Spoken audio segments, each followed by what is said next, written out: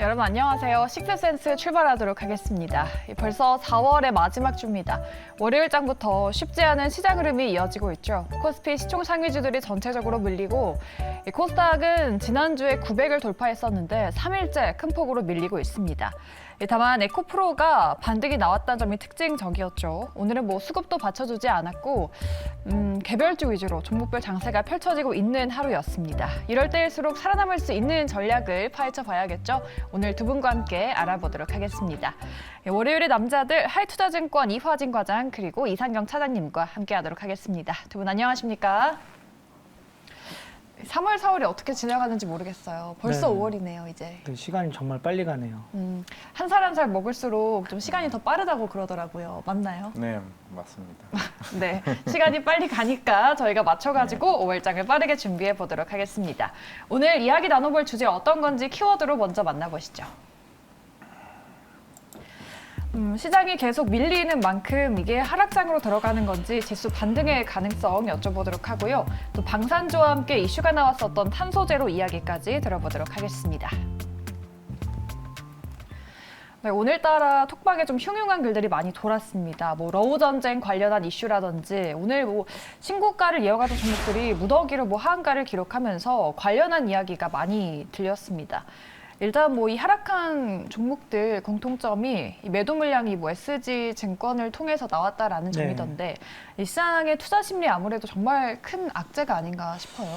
네, 주말에 미국 시장 흐름을 보고 나서 금요일 출근하면서 큰 영향보다는 이번 주 흐름을 좀 지켜보고 금주 이제 미국 주요 종목들 실적을 발표하니까 네. 이런 부분들 체크하면서 대응을 해보자라고 대부분이 아침에 출근을 하고 준비를 했을 텐데 오늘 장 초반에 이제 장중에 SG 증권 쪽 매물 출회가 되면서 그동안에 굉장히 셌던 종목들이 있어요. 여기 화면을 보시면 오늘 하락한 하한가 종목의 지금 상위 6개 종목을 보시면 네. 그동안에 소위 텐베거 종목이라고 해서 유통 물량이 없는 가운데 매일매일 1%씩 오르던 종목이거든요. 삼천리, 세방, 다우데이터, 하림지주, 마지막으로 성광 이런 종목들이 소위 육공주라고 해서 이렇게 종목이 쭉 올라왔던 종목들이 오늘 전부 하한가를 갔어요. 근데 잔량 부분이 생각보다는 좀 크게 쌓아져 있는데 대부분 그 잔량의 대부분이 SG증권 쪽에서 나왔던 물량들이고 이제 아침에 9시 반, 11시 그리고 오후 1시까지 대부분 CFD 종목 쪽에 나왔던 매도 물량이라고 하는데 이런 부분들이 아마 주말 내내 얘기가 됐던 신용계좌 물량들 부담이 되고 사상 최대 신용에 근접하고 있다라는 얘기가 나온 가운데 내부적인 얘기로는 대부분이 계속적으로 주식 비중을 늘려가는 그런 부분들 영향을 받았다라고는 하는데 그냥 근본적인 부분을 살펴본다라고 하면 시장에서 굉장히 부담되는 가운데 누군가 하나 매도를 실현을 하면 그 부분에 있어서 나도 팔아야 되나? 라고 하는 이런 심리가 좀 작용이 된다라는 거죠. 그래서 이렇게 유통 물량이 작은 종목일수록 시장에서 일정 부분 큰 금액의 매도가 나오면 추세적으로 이어질 가능성이 좀 있을 것 같고요. 과거에 좀 비슷하게 해성산업이라고 하는 종목이 있었는데 네. 그 종목도 고점에서 대략 한 78%에서 80% 정도 빠진 이후에 주가가 거래가 재개가 됐거든요. 그래서 아마 내일 정도 부분도 아침에 좀 이런 부분들이 좀 영향을 받을 것 같고요. 오늘 생각해 보면 대만이라든지 일본 같은 경우에 상대적으로 좀 선방하는 모습이었고 홍콩 H 지수가 1.4% 정도 지금 하락하는 모습이었습니다. 그래서 아시아 전반적으로는 조금 그렇게 트리거가 있는 모습은 아니었는데 내부적으로 코스닥 종목 특히 이제 신용에 대한 부분들이 계속 부담이 되는 가운데 이런 부분들이 좀 영향을 줬다라고 봐야 될 것 같고요. 조금 더 이어질 가능성이 있을 것 같아요. 개인적으로 오늘 오후장에 돌리는 힘이라든지 그리고 그동안에 셌던 2차 전지를 중심으로 이번 실적 시즌 앞두고 있는 가운데 이런 부분을 좀 확인하고 대응하자라고 하는 심리가 조금 더 반영이 되면서 조금 더 지수는 박스권 좀 조정 국면으로 좀 이어지고 여전히 종목별 대응이긴 한데 제 개인적인 의견으로는 조금 한 발짝 떨어져서 시장을 지켜보는 게 조금 맞지 않냐라고 생각을 하고 있습니다. 우리 다이먼님이 또 오늘은 굉장히 맥 빠지는 날이다라고 말씀을 하시네요. 사실 코스피가 2,600을 돌파하고 나서 2,700까지 열어둬야 하지 않을까 그런 기대감이 있었는데 시장이 정말 많이 밀립니다. 사실 4월 말까지는 딱히 큰 악재가 될 만한 요소가 없어서 큰 변수가 없지 않을까라고 전망을 전했었는데 악재가 계속 나오고 있네요. 네, 일단은 이제 시장은 이제 2차 전지 아니면 다른 종목들을 섹터에 대한 좀 기대감도 없지 않아 있었는데 물론 앞에서 이상근 차장님도 말씀해 주셨고 결국에는 최근에 이제 미국 바이든 대통령도 지금 만약에 마이크론에 대한 대체로 삼성전자, SK 하이닉스에 대해서도 어느 정도 미리 얘기를 했던 만큼 결국 중국에 대한 물량도 만약에 그게 받지 못할 경우가 생기게 되면은 결국 2차 전지 배후로 다음으로 이제 어떻게 반도체도 굉장히 좀 기대를 좀 했었던 부분이 있었고 네. 물론 지난주부터 이런 관련 중국과 대만 관련 애교 관련 이제 분쟁도 없지 않아 있었기 때문에 결국은 중국 리오프닝도 2분기 때부터 매출이 굉장히 좀 기대감이 많이 올라왔던 게 사실인데 네. 가장 실적이 빨리 올라올 수 있는 카지노부터 굉장히 낙폭이 굉장히 크게 좀 빠지는 모습을 보이고 있습니다. 그러다 보니까 여행 관련주 아니면 호텔 관련주 이런 부분이 덩달아 이제 빠져버리다 보니까 그러면 이 지수를 끌어올릴 만한 섹터가 어디에 있냐는 흐름이 과연 어디로 갈 수 있는지 여부가 생기는 거죠. 그러다 보니까 시장이 마땅히 지금 끌어올릴 만한 큰 모멘텀이 없다는 점. 물론 오늘 에코프로는 상승하긴 했습니다만은 네. 전반적으로 2차 전지는 대부분 빠진 상태라고 좀 볼 수가 있기 때문에 특별하게 뭐 자동차 관련 말고는 이제 시장을 이끌어 만한 좀 게 아직은 없다. 그리고 물론 이번에 CPI 같은 경우도 좀 많은 폭으로 빠지긴 했습니다만은 결국 다음 달에도 4월 CPI 같은 경우도 이미 유가가 80달러 전후로 왔다 갔다 했기 때문에 사실 이런 매크로적인 이슈도 제가 봤을 때는 아직 시장이 크게 이끌어 올릴 만한 부분도 없습니다. 결국에는 환율 자체에서도 최근에 좀 계속 올라왔던 부분이기 때문에 결국에는 이번 수요일 날 이제 한국과 미국 정상회담에 나올 수 있는 관련된 섹터에 대한 뭐 이벤트 정도로만 좀 시장이 좀 바라봐야 되지 않을까 좀 생각하고 있습니다. 네. 많은 분들이 그동안 4월장은 좀 수익률이 좋은 달이고 5월을 앞두고 지금 시장이 너무 안 좋아서 뭐 주식 격언 중에 셀인 메이라는 말이 있어서 네. 그 징크스 때문에 이러는 건지 많이들 궁금해 하시는데 지금 이제 실적 시즌이 시작이 되잖아요. 네. 5월이 된다면은 뭐 세일인 메이 말처럼 좀 시장이 계속 조정을 받을지 아니면 실적 시즌이니까 실적이 잘 나오는 종목들 위주로는 조금 반등이 나올지 이 차별화가 나타날까요?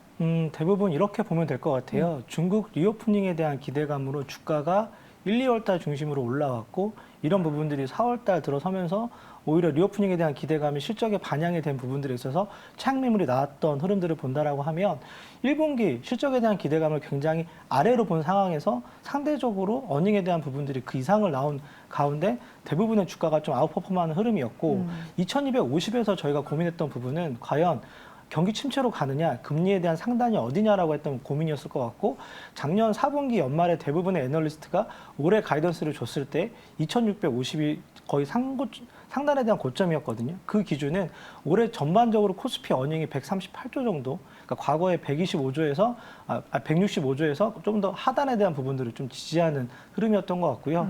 대부분 자동차 업종하고 반도체 업종에 대한 개선세가 좀 영향을 주고 이런 부분들이 업종에 대한 기대감으로 반영이 돼야 되는데 전반적으로 경기 민감 업종이고 이런 부분들이 좀 시장에 대한 영향이 조금 더 안 좋게 본다라고 하는 게 가이던스의 대부분이었던 것 같아요. 그렇기 때문에 아마 2분기에 들어서서는 말씀드린 대로 1분기에 어느 정도 가이던스 하향에 대한 부분들을 상단에서 확인했기 때문에 2분기 같은 경우에는 조금 더 눈높이를 낮춘 가운데 시장에 대한 기대감이 조금 더 줄어들어서 좀 지켜봐야 될 것 같습니다. 그리고 1, 2월 달 주가에 대한 1월 효과가 충분히 반영된 지수 흐름이고 자 보세요.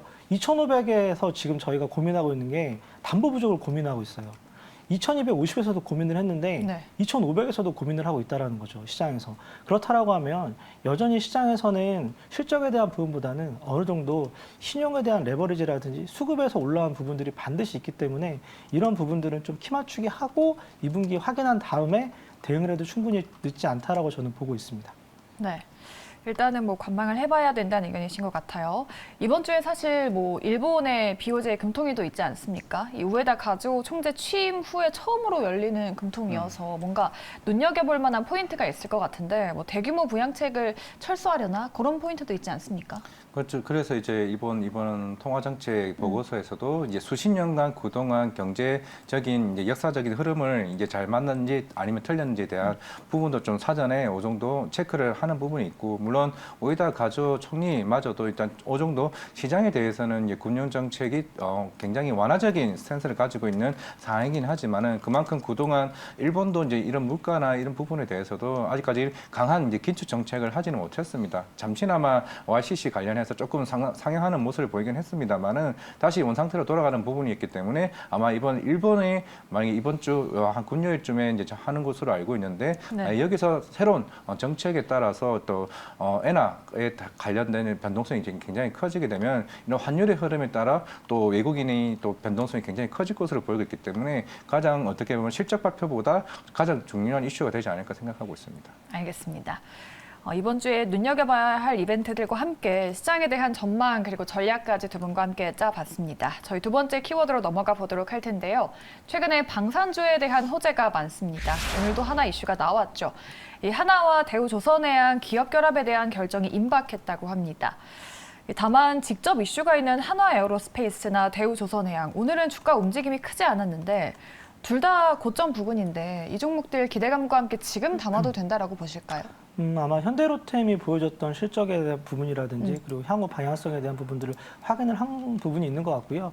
특히 이제 폴란드 이제 방산업체 1위 기업이 국내 내한을 하면서 추가적인 수주에 대한 부분들이 조금 기대감이 계속적으로 유지가 되는 것 같아요. 그리고 기본적으로 러시아 우크라이나 전쟁이 조금 더 장기화되는 부분들이 있고 이런 부분들이 이제 2+2라 그래서 네. 앞으로는 이제 폴란드 현지 생산에 대한 2차 협력이 진행이 될 가능성이 있거든요. 그러면 과거에는 이제 단순하게 무기만 수출했던 게 아니라 폴란드를 거점으로 해서 유럽의 대부분의 기업들하고 충분히 협력이 가능한 현재 흐름일 것 같고요. 그러면 추가적으로 방산업체 같은 경우에는 이번에 러시아 우크라이나 전쟁을 통해서 가격 성능 그리고 빠른 대안을 가지고 시장에서 반영을 한다라고 하는 좋은 결과를 이끌어가는 것 같아요. 그리고 마지막으로 이번에 이제 미국 그 정상회담을 통해서 아마 한미 협력에 대한 부분들이 방산 쪽에도 어느 정도 영향을 줄 것 같은데 이 부분이 뭐냐면 앞으로 사우디라든지 그리고 최근에 이란 쪽 관련된 서로 협력에 대한 부분들이 조금 얘기가 되고 있는데 그러면 과거에는 중동 쪽에 대한 부분들 특히 진출에 대한 부분들이 굉장히 어려웠다라고 하면 미국의 손을 잡고 중동 쪽에 새로운 진출에 대한 교두보를 마련할 수 있다라고 하는 그림도 좀 만들어질 가능성이 있거든요. 그렇다라고 하면 폴란드를 중심으로 터키 그리고 체코 마지막으로 얘기가 나왔던 게 이제 사우디아라비아까지 이어진다라고 하면 방산업종 같은 경우에는 충분한 수주를 갖고 3년에서 그리고 나머지 이제 예를 들어 항공 같은 경우에는 30년 MRO 부분까지 진행이 된다라고 하는 큰 흐름에 대한 그림이 있기 때문에 추가적으로 보는 그러니까 경기 방어주 역할을 하는 섹터이기도 하지만 추가적으로는 수주에 대한 부분을 가지고 향후 3년 동안은 안정적인 영업이익과 실적을 좀 가져가는 정말 좋은 업종과 산업일 것 같습니다. 다만 방산주가 최근에 주가가 많이 급등을 했는데 이 수주 호황을 이미 주가에다 반영을 한 건지 뭐 직접적으로 새로운 수주 계약을 계속 가져와야지 주가도 계속해서 반응이 나오지 않을까 싶기도 한데 주가에 만약에 반영이 다 된 게 아니라고 한다면 방산주들 지금 어떤 모멘텀으로 지금 담아봐도 될까요? 최근에 올해 이렇게 나토 가입을 한 국가가 이제 핀란드랑 스웨덴이 있습니다. 아마 결국에는 이제 나토 관련된 가입 국가들이 하나둘씩 또 한번 나타나지 않을까 생각을 하고 있고 이런 나토 국가들에 대한 국방비가 대략 한 GDP의 2% 정도 됩니다. 네. 물론 이제 트럼프가 예전에 그것 때문에 굉장히 곤욕을 치러서 건마라 했던 적도 있었고 결국은 러시아 우크라이나 사태를 보니 너네 왜 안 했냐라고 얘기가 나왔었죠. 결국 독일도 이제 전범 국가였기 때문에 굉장히 GDP에 대비해서 국방비에 대한 증액을 작년부터 이제 본격적으로 늘려나기 시작을 했습니다. 물론 어제도 우크라이나에서도 여기서 다 나토 국가들에게 GDP 1%더 지출을 하라는 얘기도 꾸준히 나왔던 이유가 여기에 대한 부분이고 그동안 이제 계속 국방비 관련해서는 항상 전쟁이 끝나고 나서도 계속 꾸준히 이제 나왔던 이제 흐름이라고 좀 볼 수가 있을 것 같고 당연히 우리나라 국가는 요 최근 2, 3년간은 꾸준하게 기술적인 수출을 하게 되면서 네. 그만큼 기술이 어느 정도 인정이 됐다고 좀 볼 수가 있을 것 같습니다. 이런 뭐 K2도 그렇고 그런 K9도 그렇고 이런 전차들이 흐름들이 계속 꾸준히 좀 나와주고 있다라고 볼 수 있고 핀란드도 마찬가지고 스웨덴도 마찬가지고 결국에는 유럽에 있는 여러 국가들에 대한 부분도 결국 이런 군사 수요에 대한 부분이 계속 나올 수 있을 것이기 때문에 수주는 제가 볼 때는 내년에도 더 많아질 것이고 올해도 그 관련된 기술적 협약이 계속 나오지 않을까 생각을 하고 있기 때문에 이런 나토 국가들이 꾸준히 나오고 결국에는 이런 GDP 대비해서 이제 국방비가 계속 증액되는 모습이 나오고 있다라고 하면은 방산주 업체 자체로만으로도 충분히 모멘텀이 될 수 있다 말씀드리겠습니다. 네. 뭐 올해도 방산주들의 수주 호황이 이어질지 지금 증권가 호평과 외국인 수급이 이어지고 있죠. 뭐 두 분 다 방산주 수주 그리고 국제적인 국방비 진액 동향에 따라서 모멘텀이 계속 나오지 않을까라고 긍정적인 말씀을 해주셨습니다. 방산주 안에서 지금 담아볼 만한 종목 있을까요? 아마 현대 로템 정도가 제일 무난할 것 같아요. 최근에 유독 좀 잘 가는 것 같아요. 네, 뭐 제가 군생활 할 때도 보면은 K55 전차라든지 그리고 네. K155 자주포 같은 경우에는 K9까지 이어지는 쭉 흐름을 본다라고 하면 네. 전반적으로 사거리라든지 그리고 이제 과연 분단 국가인 게 뭐 저희 국민들 입장에서 굉장히 좀 아쉽지만 방산업체 입장에서는 개발에 대한 부분이라든지 그리고 이런 이제 향후 계속적으로 R&D에 대한 부분들이 경쟁적으로 빠른 탁월한 우위 시장을 가져갈 수 있기 때문에 현대 로템 같은 경우에는 기본적으로 SRT라든지 이제 메트로에 대한 부분도 가져가고 있긴 하지만 앞서에 말씀드린 전차라든지 자주포에 대한 부분들이 한 기를 팔 때마다 ROE 부분이 한 40, 한 2% 정도 나오는 현재 상황이기 때문에 매출을 충분히 확보한 상태에서 과점 기업이 돼버렸잖아요. 국내에서는. 그렇기 때문에 이런 좀 부담 없는 구간에서 기관들이 계속적으로 좀 비중을 늘려가는 것 같습니다. 근데 지금 한 20년 전이면 지금 많이 바뀐 거 아니냐라고 의문을 또 제기하기도 하시네요.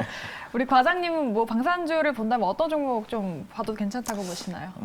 방산주라기보다는 네. 뭐 최근에 아까 대우조선해양도 얘기를 했었지만은 네. 사실 저는 이제 대우조선해양이 오히려 큰 모멘텀이 아닌가. 왜냐하면은 하나그룹이 인수가 되고 잠수정을 만드는 회사입니다. 그만큼 네. 우리나라 조선 회사들 중에서 잘 만드는 회사라고 볼 수가 있을 것 같고 결국 하나가 여기서 하나 에어로스페이스나 하나 시스템과 같이 이런 무기를 만드는 업체랑 같이 시너지를 펼칠 수 있을 것을 보고 있기 때문에 사실 방산주의 최고의 대장은 뭐 현대로템이 맞습니다. 맞고 결국에는 여기서 한 단계 더 나아가자 그러게 되면 대우조선해양 같은 경우는 뭐 선박 엔진도 나중에 HSD 엔진을 인수를 하게 되면은 결국 하나 에어로스페이스와 하나 시스템과 이런 잠수정 관련해서 좀 특수정에 대한 좀 수요가 나오게 된다 그러게 되면 좀 대우조선해양도 좀 방산주로서의 하나가 될 수 있지 않을까라고 생각을 하고 있기 때문에 조선 플러스 방산 그러면 대우조선해양이 가장 큰 모멘텀이 되지 않을까 생각하고 있습니다. 네. 뭐 현대로템은 계속 이야기가 나오고 있고 하나그룹주, 뭐 대우조선해양 눈여겨 볼만하다라고 말씀해 주셨습니다. 방산주에 대한 이야기 나눠봤고요. 마지막으로는 탄소제로로 넘어가 보도록 하겠습니다.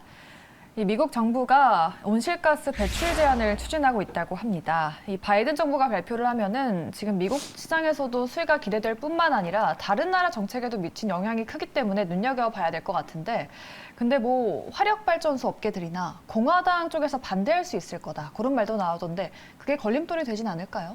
말씀하신 대로 제일 중요한 게 정부 정책에 대한 부분이고 이런 의지에 대한 부분들이 향후 이런 대체 에너지를 갖고 있는 ESG 쪽 관련된 부분들은 가장 크게 반영이 될 부분들 같아요. 근데 이제 최근에 보시면 민주당 법안, 특히 IRA 세부 법안에 대한 부분들을 좀 살펴보면 머터리얼 쪽 관련된 부분들이 굉장히 중요하지만 향후 세제 혜택이라든지 특히 이제 가격 지원에 대한 부분들을 가지고 태양광을 중심으로 풍력과 수소 이런 부분들에 대해서 중간적인 역할을 할 수 있는 최근에 SMR까지 계속적으로 얘기가 나오고 있고 이런 지원 정책이 단순하게 3년, 5년 정책에 대한 제한적인 흐름이 아니라 15년, 20년을 바라보고 투자한다라고 하는 부분들이 반영이 되는 것 같고요. 네. 미국의 퍼스톨라 같은 경우에는 계속 52주 신고가를 갱신하고 있는 흐름인데 최근에 이제 하나솔루션 같은 경우에도 이제 2025년까지 3조 3천억 정도 미국의 현지 생산에 대한 부분들을 진행을 하고 있고 태양열을 중심으로 해서 향후 이제 풍력에 대한 부분까지 계속적으로 미국에 대한 지원 정책이 나오는 현재 시점인 것 같고요.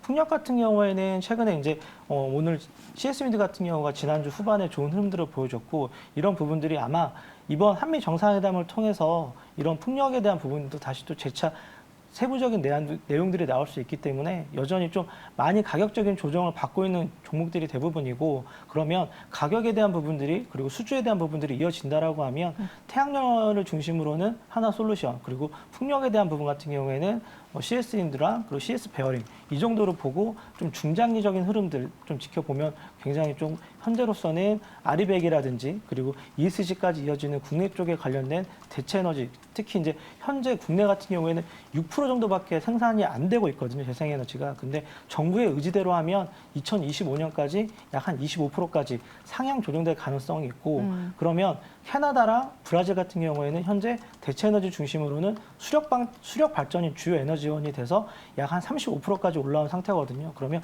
국내 같은 경우에는 충분히 추가적인 투자가 나올 수 있는 현재 대체 에너지 섹터일 것 같습니다. 네. 하나솔루션, CS 윈드 뭐 중장기로 볼만하다가 코멘트하셨어요. 하나그룹주가 뭐 방산이나 신재생 쪽으로 모멘텀을 다 가져가고 있네요. 최근에 뭐 태양광 관련주도 시세가 좋고 오늘은 특히 뭐 관련주 중에 신성 ENG가 개별 뉴스까지 나오면서 또 수혜주로 주목을 받았죠. 신재생 지금 담아봐도 되냐라고 또 여쭤보시는데 오늘 뭐 KC코트레 같은 종목들도 급등이 나왔잖아요. 이러한 종목들 따라가 봐도 될까요?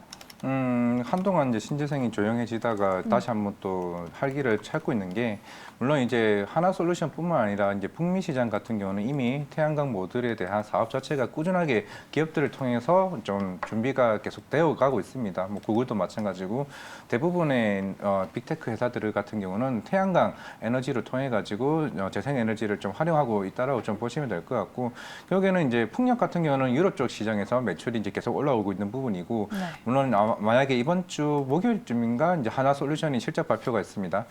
저번에 이제 LG 에너지 솔루션이 잠정 실적 발표할 때 가장 주 포인트가 됐던 게 IRA 세액 공제를 얼마 받았느냐가 주 포인트가 됐기 때문에 만약에 하나솔루션이 이번 주에 IRA 관련된 세액 공제 관련 금액이 얼마만큼 나오냐에 따라서 올 한 해 받을 수 있는 금액이 사실 대략으로 한 1,600억 정도는 나오고는 있습니다. 1년에. 그렇겠지만 이번 분기로 한 4로 나누게 되면은 그에 대한 흐름도 볼 수가 있기 때문에 결국에는 이제 하나솔루션 같은 경우는 최근에 주가가 올라왔던 부분이 이제 G7에서 이런 신재생 관련해서 증설 계획을 2030년까지 강하게 증설하는 계획을 이제 발표를 했었기 때문에 관련 태양광이나 신재생 관련 움직임들이 좀 좋았던 것으로 보일 수가 있을 거고요. 만약에 이번 한미 정상회담을 통해 가지고도 이런 신재생 관련 에너지에 관련 얘기도 좀 나오지 않을까라고 생각을 하고 있습니다. 물론 가장 주요 대장주가 될 것은 제가 하나솔루션이 될 것으로 보이고 있고 네. 왜냐하면은 하나솔루션은 이미 미국에 있는 이런 폴리실리콘 회사도 인수를 했기 때문에 가장 수직 계열화로 가장 안정적인 좀 회사라고 좀 보실 수가 있을 것 같습니다. 결국은 북미 시장이 가장 중요한 이슈고, 그리고 여기서 주거용이나 상업용에 대한 점유율을 얼마만큼 이제 늘리냐에 따라서 향후 이제 뭐 하나솔루션은 가상소다 뭐 아니면은 PVC 관련 회사가 아니라 태양광으로 오히려 더 거듭나는 회사라고 좀 봐야 되지 않을까 생각하고 있습니다. 네. 두 분 다 한화솔루션을 토픽으로 꼽아주셨습니다. 신재생 이슈까지 시장 전체적으로 이야기 들어봤고요. 더 자세한 종목들의 이슈와 주가 전망 파헤쳐 보도록 하겠습니다. 오늘장 특징주 만나보시죠. 네, 오늘 히토리 관련주 유니온 변동성을 보여주고 있죠. 오늘 급등했는데 내일장 주가 여쭤보도록 하고요. 또 KCC와 또 실적이 나왔던 티웨이 항공까지 이야기 들어보도록 하겠습니다. 이 유니온이 지난번에 상한가 기록하고 나서 조정을 이어가다가 오늘 다시 큰 반등이 나왔습니다. 이 상승을 과연 이어갈 수 있을까요? 두 분의 의견부터 체크해 보도록 할게요. 유니온은 두 분 다 노를 두셨습니다. 이 중국이 히토류를 무기화할 가능성이 또 다시 부각이 되고 있다라고 하던데 네. 주가 상승 이어가기엔 좀 무리일까요? 아마 전반적으로 지난주 칠레를 중심으로 네. 리튬에 대한 부분들, 국유화에 대한 부분들이 얘기가 나왔고 이제 이번 주 한미 정상회담을 앞두고 있는 가운데 중국과의 미국 분쟁, 특히 반도체를 중심으로 계속적으로 제재 얘기가 나오고 있는 상황인 것 같거든요. 그리고 이제 중국 같은 경우에는 중동 쪽에 많은 힘을 실어주면서 상대적으로는 미국과의 견제 부분을 좀 강화하는 흐름인 것 같고요. 근데 이제 과거에 히토리 같은 경우에는 뭐 전반적으로 산업에 대한 기본적인 소재 부분이 대부분 다 들어가기 때문에 특히 전기차를 중심으로는 이런 부분들 대부분 중국이 90% 정도에 대한 물량들을 수출을 하고 있기 때문에 계속적으로 한미를 중심으로 해서 중국과의 이제 미국과 분쟁이 발생이 된다라고 하면 히토류 자원에 대한 무기화는 계속적으로 얘기가 될 것 같아요. 그래서 기본적으로 이번 주 한미 정상회담까지는 기대감이 좀 이어질 것 같고요. 주가 같은 경우에는 이제 거래량 같은 경우가 굉장히 중요한데 최근에 이전에 말씀하신 그 상한가 거래량은 네. 오늘 좀 갱신하는 흐름이었거든요. 그래서 아마 주가적으로 봤을 때는 이번 주 수요일 목요일까지는 변동성이 굉장히 클 것이다라고 보고 있고요. 기업 입장에서 본다라고 하면 작년에 적자를 기록을 했고 대주주 지분이 많은 가운데 기대감에 의해서 주가가 좀 움직이는 종목이거든요. 그리고 이런 부분들이 좀 반영이 되는 게 이번 주 중반 정도면 충분히 마무리될 시점이어서 여기서는 추가적인 비중 확대보다는 단기적인 트레이딩에 대한 영역으로 접근하는 게 충분히 맞지 않냐라고 생각을 하고 있습니다. 추가적으로 비중을 확대하는 건 조금 지양해야 된다라고 말씀하셨습니다. 과장님도 일단 유니온 노를 두셨는데 히토류 관련주 전체적으로 조금 모멘텀이 좀 소실됐다고 보실까요? 그렇습니다. 사실 뭐 히트류 관련 뭐 유니온이나 이제 유니온 머트리얼이 대표적이라고 항상 보고 있는데 네. 여기는 이제 거래량 자체가 이게 특별하게 언뜻 한 이슈가 나왔을 때만 좀 나오고는 있습니다. 뭐 관련 설명은 뭐 차장님께서 워낙 말씀을 잘 네. 해주셔가지고 결국에는 미국과 중국 간의 이런 갈등이나 이런 이슈가 나올 때만 좀 시장에서 크게 좀 부각이 되는 부분이 있기 때문에 그런 흐름 자체가 사실 우리가 컨트롤할 수 없다는 측면에서는 주가가 더 상승할지라도 제가 볼 때는 여기서 어느 정도 마무리가 되면 되지 않을까 생각하고 있습니다. 알겠습니다. 히토류 관련주 유니온에 대해서는 두 분 다 단기적인 상승쯤으로 말씀을 해주셨습니다. 두 분 다 노로 동일됐고요. 다음 종목은 KCC 보도록 하겠습니다. 이 미국 자회사 MPM이 뉴욕 상장을 목표로 하고 있습니다. 자회사 이름이 모멘티브죠. 모멘티브가 모멘텀이 될 수 있을지 두 분의 의견 열어보도록 할게요. KCC는 의견이 갈렸습니다. 모멘티브가 모멘텀이 될까? 우리 작가님 센스 어떤가요? 라임 굿이죠? 네, 굿입니다. KCC도 굿인가요? 지금 매수해 봐도 될까요? 일단은 뭐 그동안 뭐 주가도 많이 빠졌던 부분이 있고 사실 그동안 이제 고부가 관련된 실리콘 이슈 같은 경우도 결국에는 중국에 따라서 이제 흐름이 좀 바뀔 것으로 보이고 있는데 뭐 중국 같은 경우는 1월 달부터 부동산부터 시작해서 관련된 뭐 철강이나 아니면 그 다음부터 실리콘 점차적으로 하나씩 이제 가격대가 올라오는 모습을 보이고 있습니다. 결국에는 경기 전반적으로 좀 수요가 살아나야 되는 부분이긴 합니다만은 서서히 좀 올라가고 있다는 점이고 그동안 경기 침체에 대한 부분은 사실 시장에서 그동안 주가가 많이 빠졌다는 측면에서 충분히 좀 선반영되고 있다라고 생각을 하고 있기 때문에 사실 여기서 더 빠질 구간이 있을까라고 싶기 때문에 그래서 좀 예스라고 말씀드리겠습니다. 네. KCC 기대감을 가져도 된다 말씀해 주셨고 우리 차장님은 KCC에 대해서 노를 두셨거든요. 이 기업 가치가 6조 원 이상이 될 거다라고 하던데 노를 두신 이유가 뭘까요? 어찌됐든 경기 민감 산업이고 경기가 활성화가 되면 PVC라든지 도료를 중심으로 자동차 선박 쪽에 대한 매출 부분을 좀 끌어와야 될 것 같고요. 건자재에 대한 부분들, 특히 이제 건설 경기에 대한 부분들이 좀 회복돼야 되는 좀 흐름들이 있을 것 같아요. 단기적으로는 조금 비교가 되는 게 포스코 기업 그룹에 대한 기업 가치라든지 흐름들을 좀 예상하고 접근하는 좀 부분들이 있는 것 같습니다. 왜냐하면 말씀하신 상장 기업에 대한 부분들이 특히 이제 실리콘에 대한 부분들, 2차 전지에 들어간 소재에 대한 부분들이 현재로서는 가격적인 부분에서 좀 반영이 돼서 주가가 좀 올라와야 되는 거 아니냐라고 좀 보고 있는데 개인적인 의견으로는 만약에 이런 부분들이 1, 2월 달에 나왔다라고 하면 2분기까지 가져가서 추가적인 상승에 대한 부분들을 좀 기다려 볼 수 있는 충분히 가격적인 메리트가 있는 현재 구간인 것 같은데 네. 제가 앞전에 말씀드린 대로 현재 2분기 넘어가면서 대부분의 종목들에 대한 모멘텀이라든지 수급적인 부분이 조금 꺾이는 흐름이기 때문에 오늘 이런 부분들이 정말 거래량을 싣고 오늘 정말 윗꼬리를 달고 내려오는 시장 흐름들이 정확히 반영을 해주는 것 같아요, 주가가.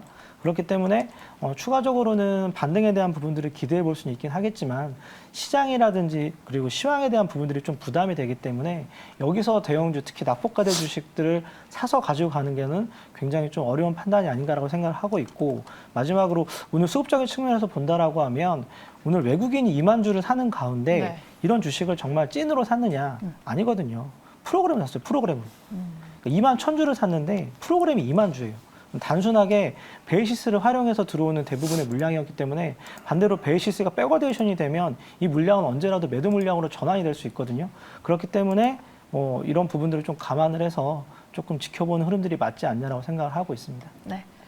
KCC는 시크릿컬 업종인 만큼 조금 시장 동향도 잘 지켜봐야 될 것 같습니다. KCC에 대해서는 두 분의 의견이 나뉘어졌습니다. 여러분 잘 판단해 보시고요.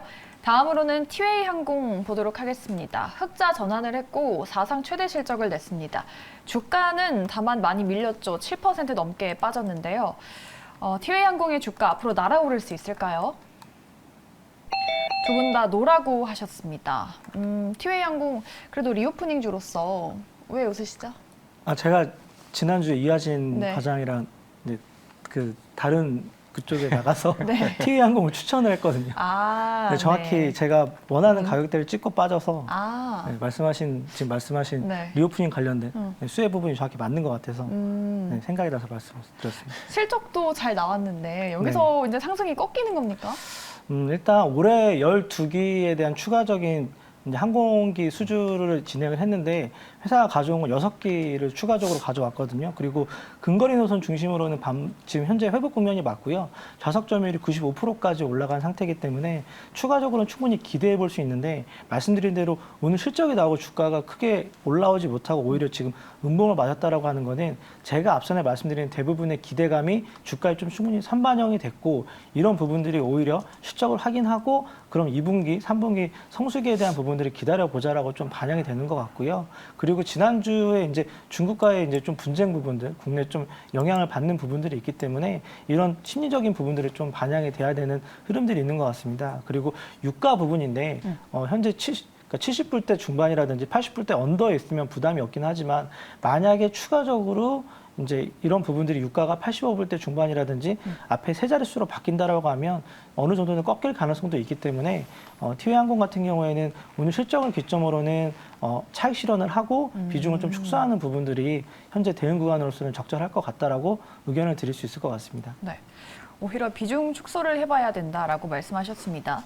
뭐 항공산업이 완전 회복이 되진 않았지만은 뭐 요즘에 여행을 많이 가시고 보복 심리로 좀 항공주가 좀 날아오르지 않을까 싶었는데 과장님도 노를 주셨네요. 네, 일단은 실적은 1분기 때는 시장에서 원하는 만큼 이제 계속 나왔던 거고, 물론 아직까지는 이제 비행기 대수가 수요만큼 받치지 못한 만큼 계속 꾸준하게 공급 대수는 늘려나가고 있기는 합니다만은 결국 이 수요에 대한 부분도 결국에는 중국 리오프닝에 대한 좀 기대도 덩달아 좀 반영됐다라고 볼 수가 있을 것 같고, 2분기는 아직까지는 이런 외교 분쟁이 아직 끝나지 않았다고 볼 수가 있기 때문에 사실 항상 어떠한 정책이 나올지 모르는 상황이거든요. 결국에는 우리가 그동안 사드 이후부터 계속 꾸준하게 이제 봐왔던 부분이기 때문에 그래서 좀 시장에서 이제 섣불리게 이제 여행주나 이제 호텔 관련주들이 덩달아 좀 수급적으로도 이제 꼬이는 상황이 될 수밖에 없었던 부분이고, 1분기는 예상만큼 나왔다. 하지만 2분기는 아직은 모르겠다라는 부분이 좀 나오지 않을까 생각을 하고 있기 때문에 만약 이런 부분이 해소가 된다. 중국과 한국에 대한 정치적인 이슈가 해결된다 그러게 되면은 다시 한번 좀 2분기는 오히려 더 좋은 매출이 달성할 수는 있을 것으로 보이고 있긴 합니다만은 지금 상태로서는 이제 경계감을 계속 유지할 수밖에 없는 상황이지 않을까 생각하고 있습니다. 네. 최대 실적보다는 중국 리스크에 대한 부분이 조금 더 영향을 미치지 않았나 싶습니다. 티웨이항공 조금 더 지켜봐야 된다. 두 분의 의견은 노로 일치가 됐습니다. 이렇게 오늘 두 분과 많은 이야기 나눠봤고요. 두 분은 여기서 보내드리도록 할게요. 지금까지 이화진 과장 그리고 이상경 차장과 함께했습니다. 두 분 오늘 말씀 고맙습니다.